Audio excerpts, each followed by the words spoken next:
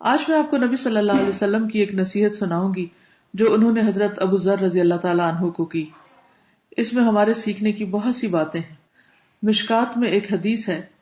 ابو ذر رضی اللہ عنہ نے عرض کیا، یا رسول اللہ صلی اللہ علیہ وسلم، مجھے کوئی نصیحت فرمائیے. آپ نے فرمایا، میں تجھے اللہ کا تقوی اختیار کرنے کی نصیحت کرتا ہوں، کیونکہ اللہ سے ڈرتے رہنا تیرے دینی اور دنیاوی کاموں کی خوبصورتی اور آرائش کا باعث ہوگا. میں نے عرض کیا، کچھ اور فرمائیے. آپ نے فرمایا، قرآن مجید کی تلاوت اور اللہ کے ذکر کو اپنے لیے ضروری قرار دے، اس لیے کہ وہ اللہ تعالیٰ کا ذکر آسمان میں تیرے ذکر کا موجب ہوگا اور زمین پر وہ نور معرفت کا باعث ہوگا. میں نے عرض کیا، کچھ اور بتائیے. آپ نے فرمایا، طویل خاموشی اختیار کر، اس لیے کہ خاموشی شیطان کو رسوا کرتی ہے اور امر دین میں تیری مددگار ہے.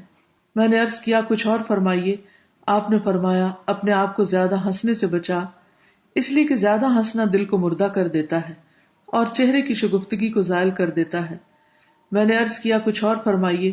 آپ نے فرمایا، سچی بات کہہ اگرچہ وہ تلخ ہو. میں نے عرض کیا، کچھ اور فرمائیے. آپ نے فرمایا، دینی امور کے اظہار میں کسی ملامت کرنے والے کی ملامت سے نہ ڈرو. میں نے عرض کیا، کچھ اور فرمائیے. آپ نے فرمایا، جب کسی کی عیب گیری یعنی عیب اچھالنے کا خیال تیرے دل میں پیدا ہو تو اس کے اظہار سے تجھے تیرا یہ خیال روک دے کہ مجھ میں بھی کچھ عیب ہے. سبحان اللہ، کتنی پیاری نصیحتیں ہیں جو ہمارے نبی صلی اللہ علیہ وسلم نے کی. اللہ سے دعا ہے کہ وہ ہمیں عمل کی توفیق عطا فرمائے اور ہمارے اخلاق اور کردار کو سنت کے مطابق ڈھال دے. السلام علیکم ورحمۃ اللہ وبرکاتہ.